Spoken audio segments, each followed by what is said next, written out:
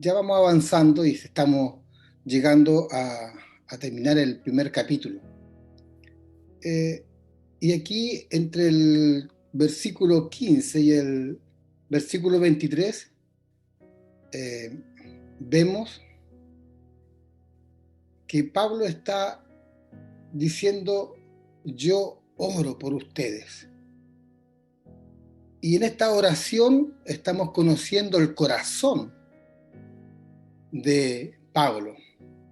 Y el deseo de su corazón es que el creyente pueda conocer a Cristo de una forma más profunda, de una manera sobrenatural, y que puedan entender el poder que resucitó a Jesús de los muertos, y que puedan entender que en Cristo está todo el poder y toda la autoridad, y que esto es para bendecir a la iglesia y a sus hijos.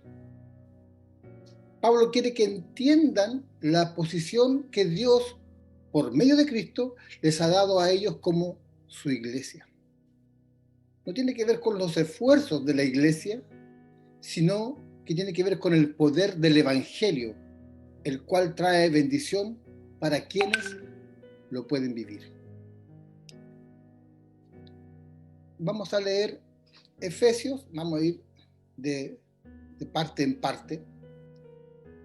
Efesios capítulo 1, del versículo 15 al 16 vamos a leer. Dice: por eso, yo por mi parte, desde que me enteré de la fe que tienen por el Señor Jesús y del amor que demuestran por todos los santos, no dejo de dar gracias por todos ustedes al recordarlos en mis oraciones. Esto nos da luz del estado espiritual en que se encontraba la iglesia de Éfeso cuando Pablo escribe esta carta.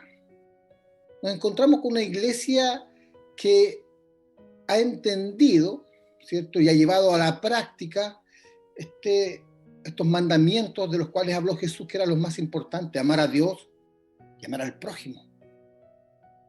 Y Pablo siempre tenía por costumbre agradecer a las iglesias, porque muchas de las iglesias eran portadoras del amor de Dios a través de la predicación del Evangelio, a través de la ayuda material, a través de la ayuda espiritual. Y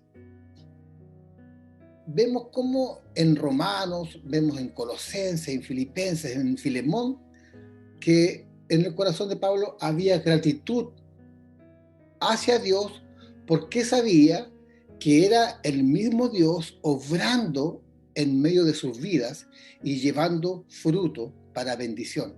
Y se revela aquí una iglesia que era amorosa, que actuaba según lo que la palabra de Dios le invitaba a hacer.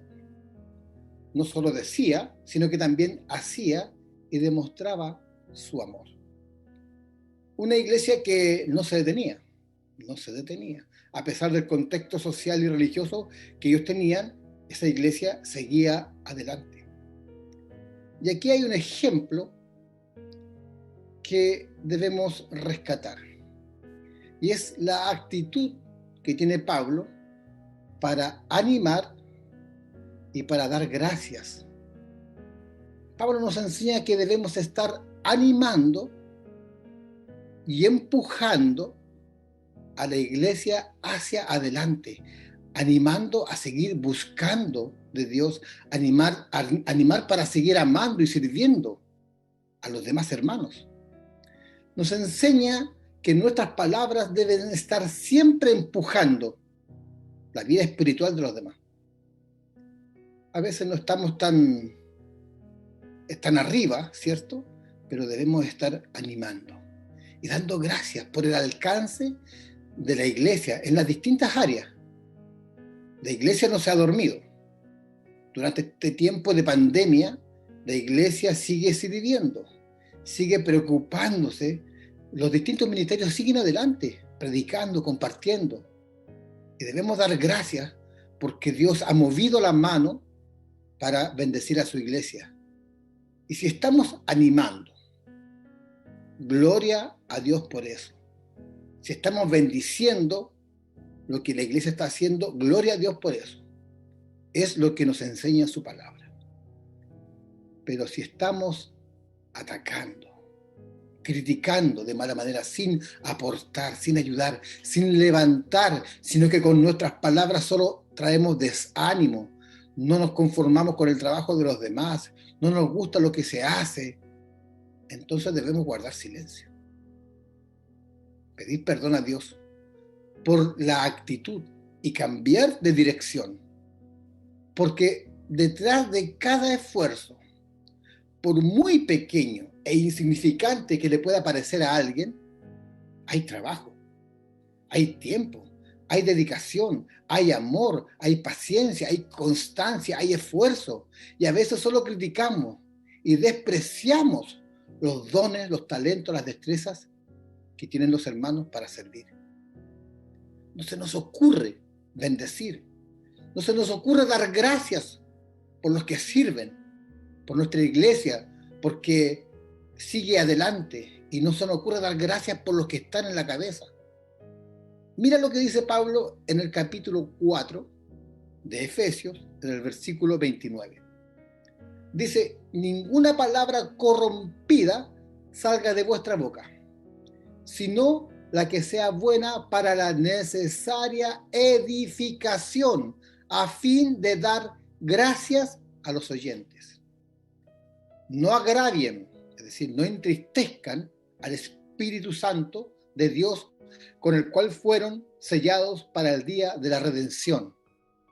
Abandonen toda amargura. Tal vez hay amargura en el corazón y por eso sale amargura de nuestra boca. Abandonen amargura, ira, enojo, gritos y calumnias y toda forma de malicia. Más bien, sean bondadosos y compasivos unos con otros. Perdónense mutuamente, así como Dios los perdonó a ustedes en Cristo. Esa es la recomendación. Bendecir a nuestros hermanos, bendecir al Señor y dar gracias porque Él está moviendo su iglesia. Para Pablo, el amor de la iglesia de Éfeso por Jesucristo y por los hermanos era algo de lo que estaba muy agradecido. Era una demostración del crecimiento de la iglesia en cuanto a lo espiritual. Eran los frutos del Evangelio. Esto demostraba que la iglesia de Éfeso había entendido el Evangelio de una manera integral. Pero Pablo quería que llegaran a conocer más.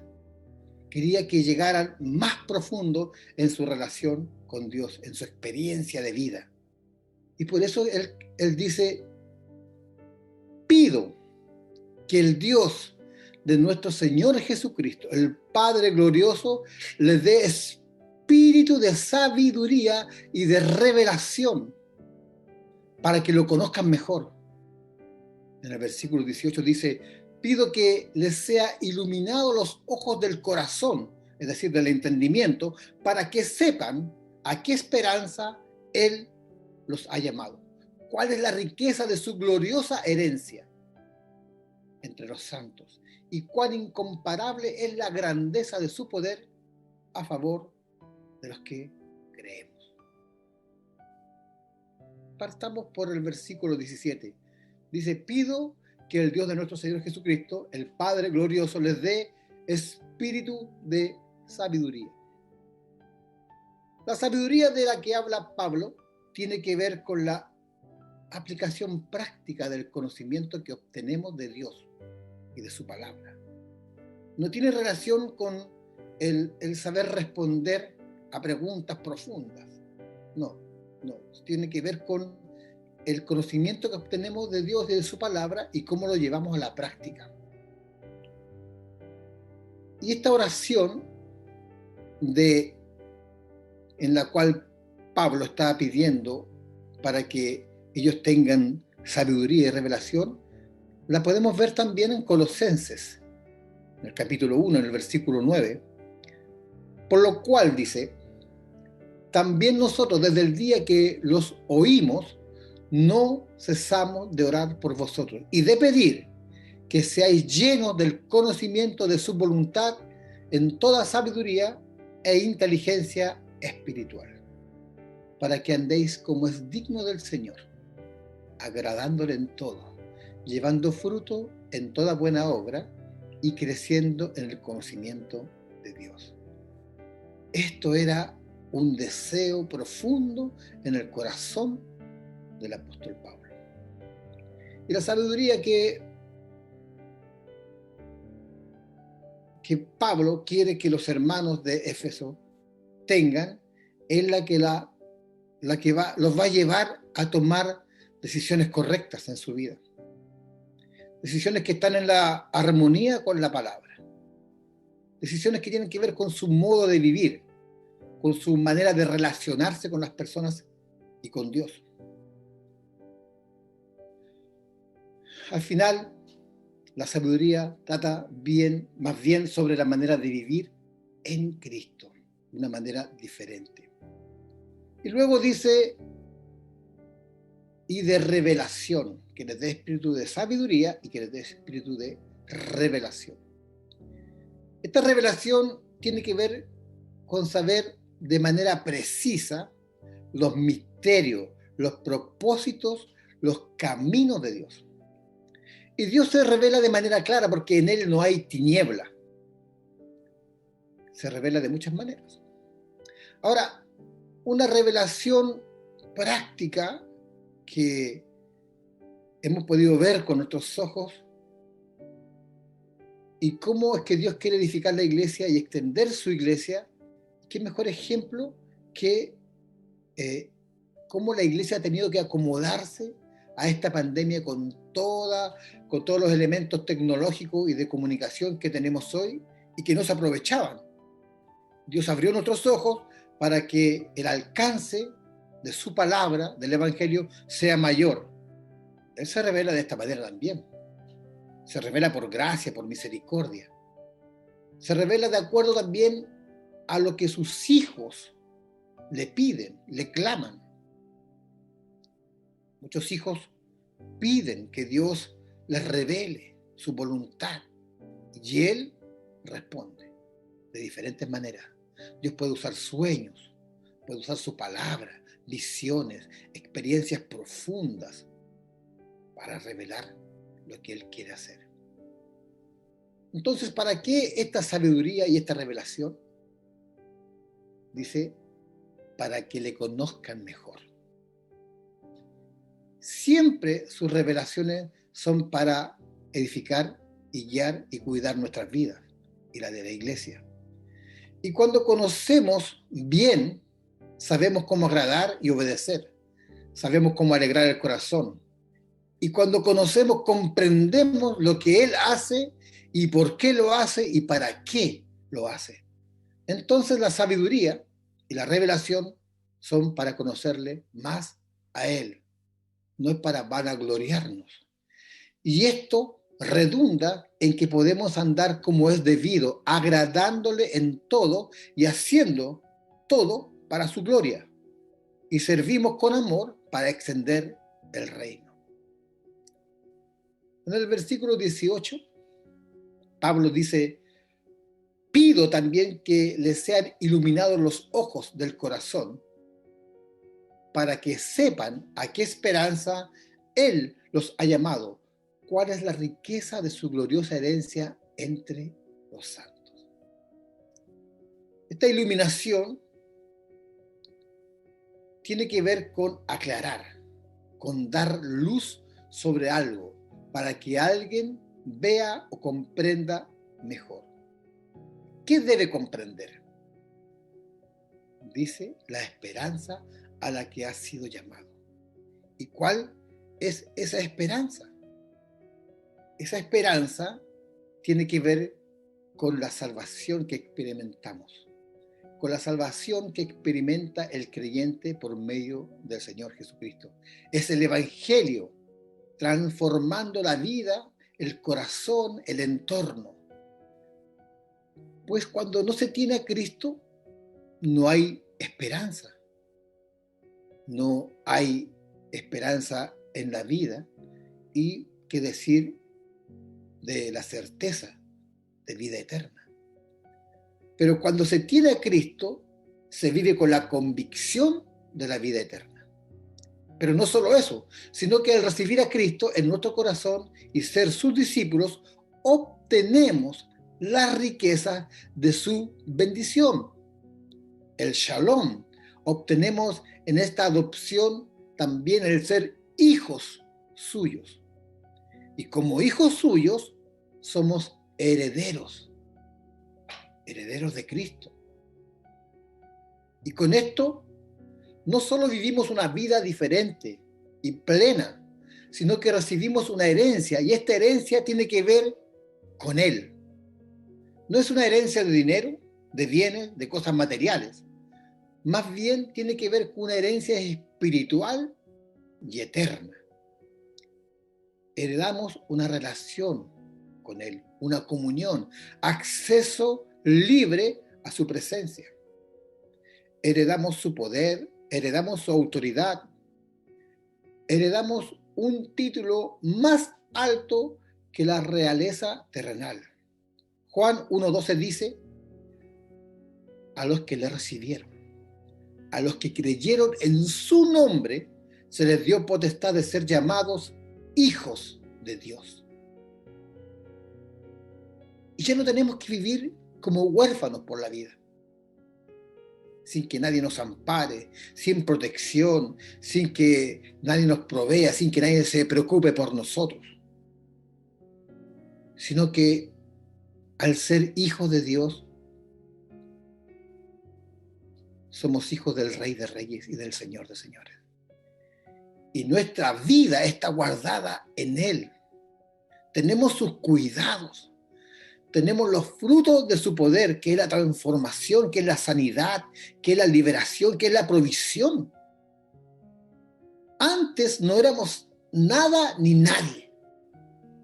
Hoy en Cristo somos todo y tenemos todo, porque Él lo llena todo con su presencia. Pero esto no es por nuestros méritos, sino más bien por la obra de Jesucristo en la cruz del Calvario. Ya no vivimos sin rumbo, sin protección, sin esperanza. Ahora vivo en Cristo y soy bendecido por todo lo que Él me da. No estoy más solo. Dios está conmigo y está en mí. Esa es la esperanza, ese es el Evangelio.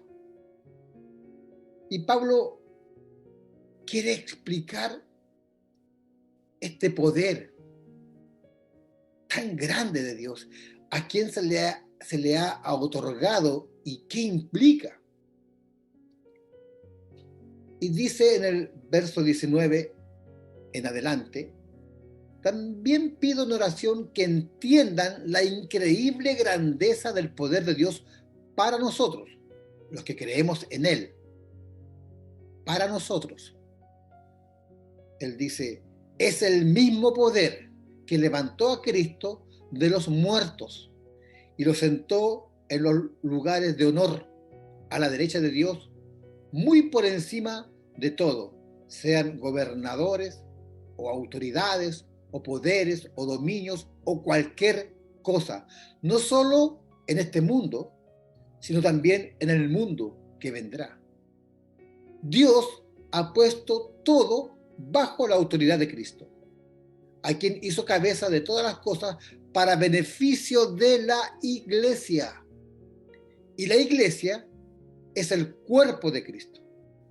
Él la completa y la llena, y también es quien da plenitud a todas las cosas en todas partes con su presencia. ¿Qué es lo que hace este poder? Este es el poder que resucita a Cristo de los muertos.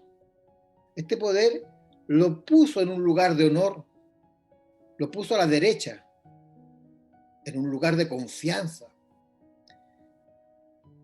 Y este poder pone a Cristo por encima de todo, ya sean los gobernadores de las tinieblas, autoridades, poderes, dominios. Y esto es interesante porque dice cualquier cosa. O sea que la lista, ¿para qué va a seguir tan grande? Está por sobre cualquier cosa. En la tierra y en el cielo. Dios lo ha puesto por cabeza de todo para beneficio de la iglesia. ¡Qué tremendo! ¡Qué tremendo cuando todo este poder de Dios está depositado en Cristo para beneficio de la iglesia! Cristo es quien le da plenitud a la iglesia. La iglesia está completa, está llena solo en Cristo. Y si la iglesia no manifiesta a Cristo, entonces no es iglesia. Si la iglesia no está enfocada en Cristo, entonces no lo puede mostrar y no podrá estar completa jamás. Pero mi hermano, cuando la iglesia muestra a Cristo, Él viene y se manifiesta con poder sobrenatural, trayendo salvación y vida eterna, trayendo restauración, transformación, trayendo sanidad, liberación, rompiendo cadenas, porque es el poder de Cristo que se manifiesta a favor de la iglesia, que es su cuerpo. No es otra cosa que Cristo en medio de la iglesia manifestando su poder. No es otra cosa que Cristo. No son los hombres, es el poder de Cristo. No son las formas, es el poder de Cristo. Es más que una manifestación espiritual espontánea. Es Cristo moviendo su poder sobre sus hijos. Y cuando sus hijos entendemos que en Cristo está todo el poder de Dios manifestado y que Cristo está por sobre todo, sea espiritual o terrenal, entonces podemos vivir confiadamente y sin temores. Es gran cosa saber que en Jesucristo habita todo el poder y la autoridad y que Él es la cabeza de la iglesia y que yo soy su hijo y que ya no tengo que tener ningún tipo de temor. ¿A quién he de temer? ¿O a qué voy a temer si Dios está conmigo? Dios está conmigo. ¿Quién contra mí? Dios ha mostrado su amor, su provisión en medio de una pandemia donde muchos piden ayuda. Los hijos de Dios estamos bendecidos y podemos ayudar al necesitado. No somos mejores, pero somos hijos de Dios. Y eso hace la diferencia.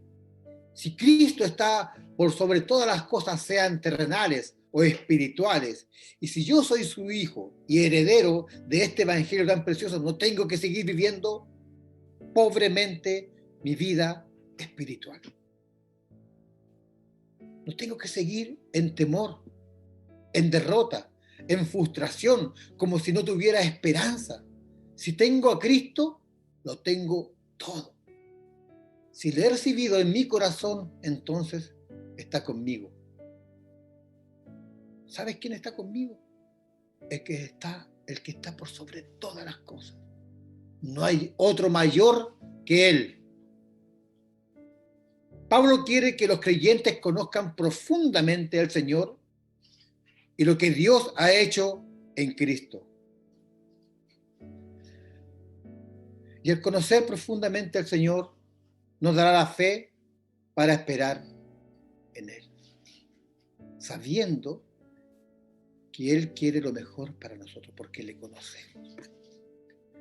Conocer profundamente al Señor nos da la confianza de que Él tiene el control. Y aunque nos cuesta soltar las cosas, debemos aprender a hacerlo, sabiendo que en esto está derramando su gracia y misericordia para ordenar y guiar de la manera correcta nuestras vidas y nuestras cosas. Aprendamos a soltar el control, pues Dios tiene el dominio y está por sobre todo. Conocer profundamente al Señor nos da la certeza de que, aunque vengan vientos y tormentas sobre nuestras vidas, estaremos confiados en Él. Cuando la iglesia conoce profundamente a Dios, es una iglesia victoriosa.